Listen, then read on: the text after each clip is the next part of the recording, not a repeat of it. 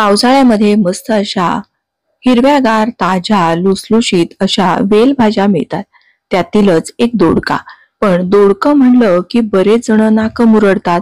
पण आज आपण एका गावरान पद्धतीने ही दोडक्याची भाजी करणार आहोत, की जे न खाणारे आहेत ना ते सुद्धा अगदी आवडीने मागून खातील आणि त्यांची सुद्धा ही भाजी फेवरेट होईल. तांदळाची भाकरी असेल, वरण भात असेल, ज्वारीची भाकरी असेल, कशा बरोबरही ही भाजी अप्रतिम लागते. इथे मी मस्त अशी ताजी कवळी लुसलुशीत दोडकी घेतलेली आहेत.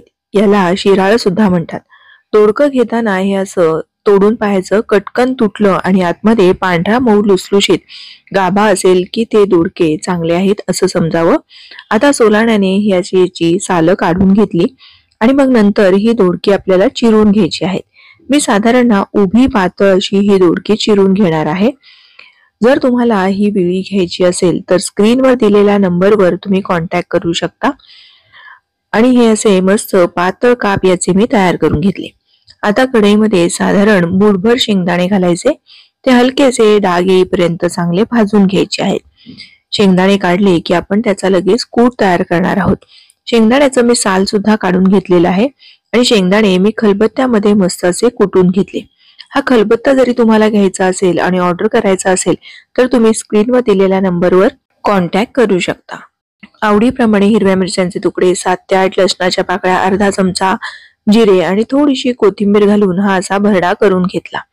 त्यानंतर पुन्हा कढईमध्ये तेल घालायचं. त्यामध्ये थोडीशी मोहरी घालायची, काही कढीपत्त्याची पानं घालायची आणि एक मोठ्या आकाराचा बारीक चिरलेला कांदा घालायचा.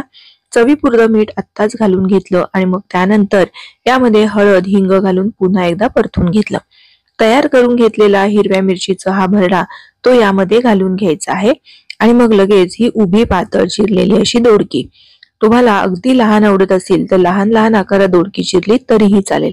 एकदा चांगलं परतून घ्यायचं आणि झाकण ठेवून लहान आचेवर चांगली एक 5 ते 7 मिनिटाची वाफ घ्यायची. दोडक्याला बघा स्वतःच असं पाणी सुटतं. त्यानंतर यामध्ये भाजलेला दाण्याचा कूट जो आपण खलबत्त्यात करून घेतला तो घालून घ्यायचा आहे आणि पुन्हा झाकण ठेवून 1-2 मिनिटाची वाफ घ्यायची.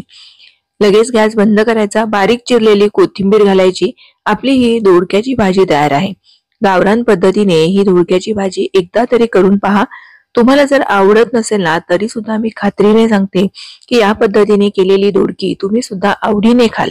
तुम्हाला सुद्धा ही दोडक्याची भाजी जर आवडली असेल तर पटकन खायला या, लाईक आणि फॉलो नक्की करा.